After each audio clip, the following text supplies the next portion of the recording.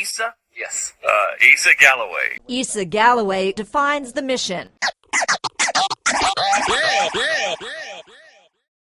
Welcome to Ramadan Recap, where in about 10 minutes, we go through the most impactful stories that you need to know.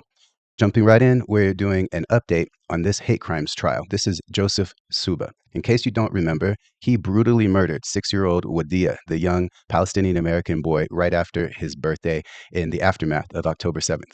Jurors took less than 90 minutes before returning with the verdict, which was guilty of murder, attempted murder, and hate crimes.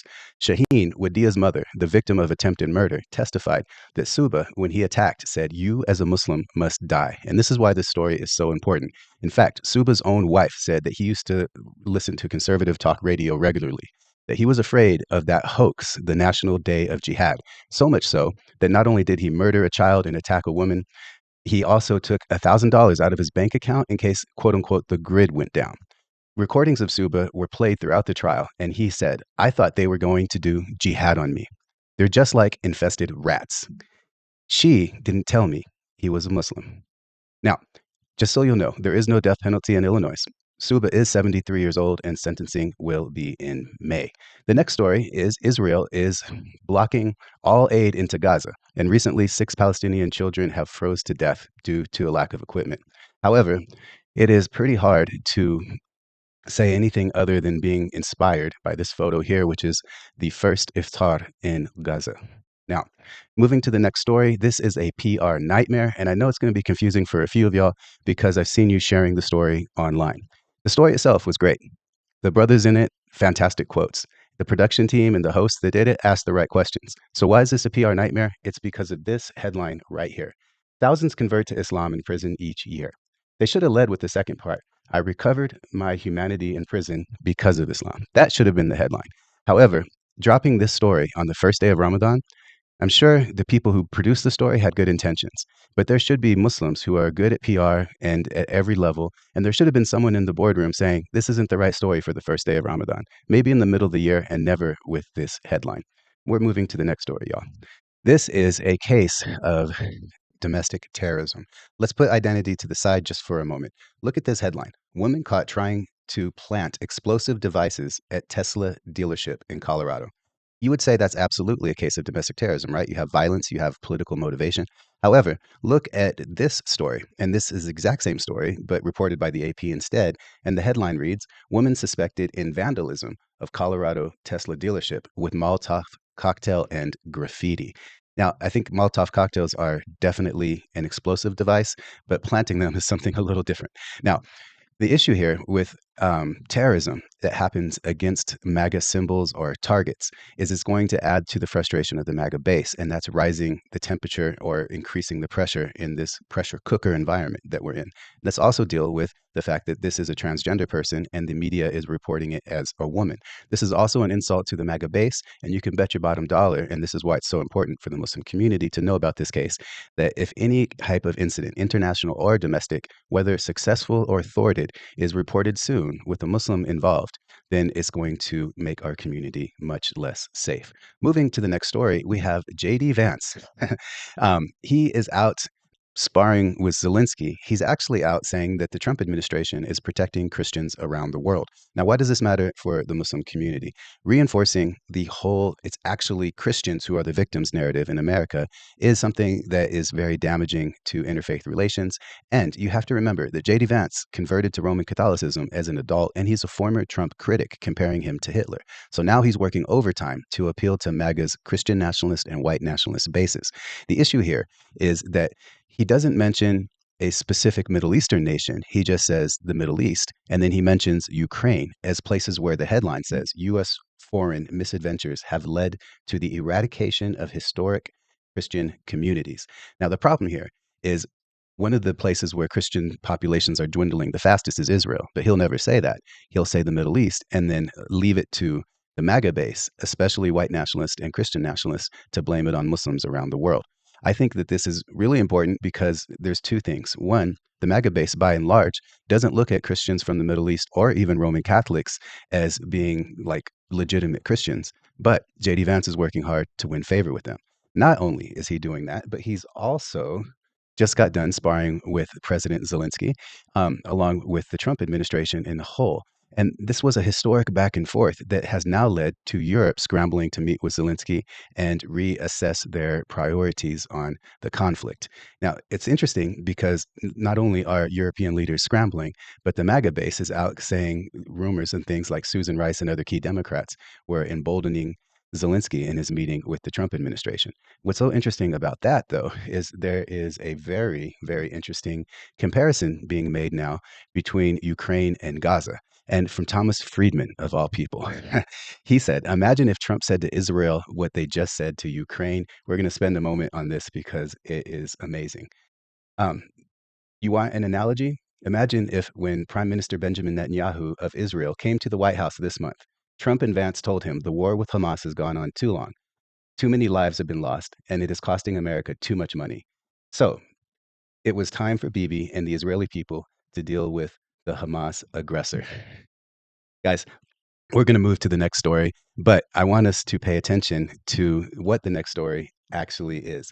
One thing that the Trump administration is copying from the Biden administration is when they announce weapons transfers to Israel, often at 5 p.m. on Fridays. This has happened twice so far. And what I think is the issue here is it's keeping the MAGA base unaware of this move and unaware of the funding that the U.S. keeps sending overseas. Now, talking about the MAGA base, let's get into Trump's approval records. He has second-term approval ratings right now that basically show a steady level of support, but it reveals just how deeply divided the nation is. Also, it reveals an increasing level of disapproval, but increasing very slowly. This is Rasmussen. It is a right-wing polling group, and I will link to a number of left polling organizations that show very similar results in the show notes. Moving forward, we are going to the next story, which is Speaker of the House, Mike Johnson, living in a DC home that is owned by a pastor and his secretive influence campaign. This is a Tennessee pastor named Steve Berger.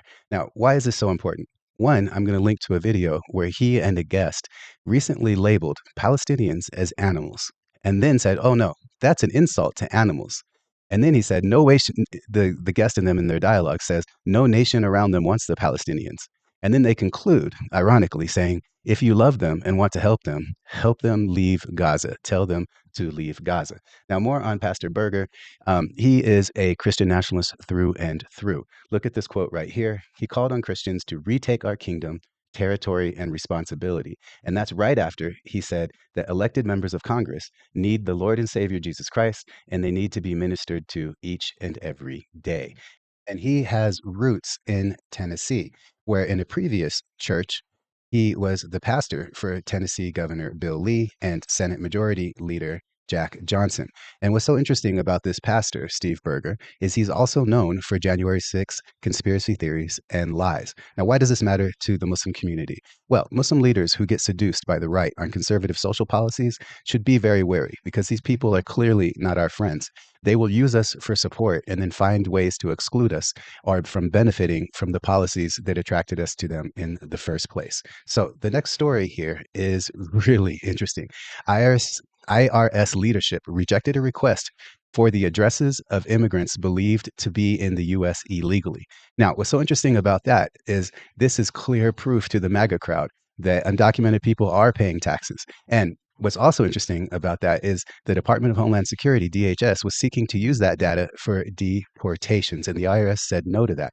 In fact, they said no to that on top of when the Trump administration deputized IRS agents to be immigration officials. And on top of that, the Trump administration is also doing an executive order to make English the official language of the US as if that was necessary. What's interesting about this is that Trump is, and this is a quote, and a quote I agree with, trying to send a message that if you're not white, rich, and speak English, you don't belong here. Now, the problem here is this will actually have a lot of impacts on people, whether they can become citizens, how difficult it is for them, and then even with things like voting. Now, our next story is the one I wanted to spend the most time on. The Houston mayor calls ceasefire activists enemies. I kid you not. This event is another canary in the coal mine for our community. The most charitable case we can make for the Houston mayor is that he actually believes that Israel's assault on Gaza is targeted and only hitting Hamas. But we're not naive. We see the pictures. He should know better as a former state senator and now the mayor of the fourth largest city and most diverse city in America. This is unexcusable. However, he set, or rather his team set a PR trap. And unfortunately, most of our community is falling into it. Let me explain. First, we're going to do a little background. The applause grew louder as the mayor offered another display of loyalty. To whom? Let's go back to the thing. Jewish leaders. This was an invite only event. I thank so many of you in this room for giving me the opportunity to lead this great city, Whitmer said, to a capacity crowd at the invite only event. I do want to be the mayor. I am the mayor of all of Houston. When some of your enemies challenged me to do a proclamation for a ceasefire, I would not respond. Guys, when did all of the Jewish activists for a ceasefire, like Jewish Voice for Peace, or like Not in Our Name, or like Code Pink, or like members of Veterans for Peace, when did they just leave Houston? They get up and left because he's the mayor for all of Houston, right? What he's clearly doing here is excluding that and showing loyalty to one group over another, not being the mayor for all people. Here's another issue, and this is part of the PR trap. Mary Benton, Whitmer's senior advisor, said via email on Thursday that the mayor, and this is where the quote begins, pay attention, understands the Jewish community refers to Hamas and its supporters that way. The mayor's remarks, Benton added, are, and this is the quote again, in line with the words and sentiments expressed by other speakers that evening, were an acknowledgement of the beliefs and words used by the Jewish community. So what they're clearly saying here is that your perspective, you're being upset, you're contacting us and calling us out for calling you enemies, doesn't matter to us because we're in line with the other speakers and the members of the Jewish community who happened to be there that evening. And then this is the biggest part of the PR trap here. She also stressed that at no point did she or the mayor say that ISGH, which stands for the Islamic Society of Greater Houston, the Council on American Islamic Relations, CARE, and other Muslim groups in Houston support Hamas. Now, you remember the book, Don't Think of an Elephant? The first thing you do when you hear that title is think of an elephant. They're playing this trap here. They're saying anyone who wants a ceasefire is a supporter of Hamas. Again, Jewish Voice for Peace, they can explain to you how they can be for a ceasefire and not be supporting a terrorist organization. It's quite clear. But the mayor is no stranger to this sort of thing. He actually has said that pro-Palestinian organizers were paid by Iran. And then the city of Houston had to say, oh, we have no documentation to back this up. So he has a history of that. In fact, I hope that every Muslim who was planning on attending the Grand Iftar with this mayor decides not to go because he has in the past used uncomfortable discussions where CARE, the Council on American Islamic Relations, was calling for boycotting of last year's Ramadan Iftar. And he used the discussions around that as a photo op to try to prove that he was good for our community. Guys, this is crazy. And this is where I want to spend the most time because in reality, we have a lot of problems, y'all. We don't have a lot of allies, period, point blank. And in fact, most people on the right are openly hostile to us. And then we have more frenemies than we actually have friends in the establishment Democrats. And then on top of all of that, we have people within our community who are very influential, but often have questionable motives. They may mean well, but others only care about their own advancement and careers. So you might be asking yourself, how do I tell the difference? Well, first, I need to make it clear. I reject tribalism and purity demands. I think often we don't give each other, especially activists, enough grace to make mistakes. And I also think we need to be able to vet leadership, especially political consultants. So now we'll get to how. First, ask yourself, has this outreach person, has this political person, has this elected official ever stood publicly on principle for our community? Have they done it in a way that could threaten their business interests or their future plans? Look at the relationships they have, because relationships are important. I'm never going to advocate for cutting ties between communities or political parties, or even when hostile elected officials are reaching out to us, because our community needs to value outreach and communication. It's incredibly important for a number of reasons. But getting back to finding out if someone is working for our community or for their own interests, ask themselves, does the strategist in question or the elected official in question, do they have clients or constituencies that have competing and conflicting interests with our community? If so, Do they still weigh in, or do they recluse themselves from the issue?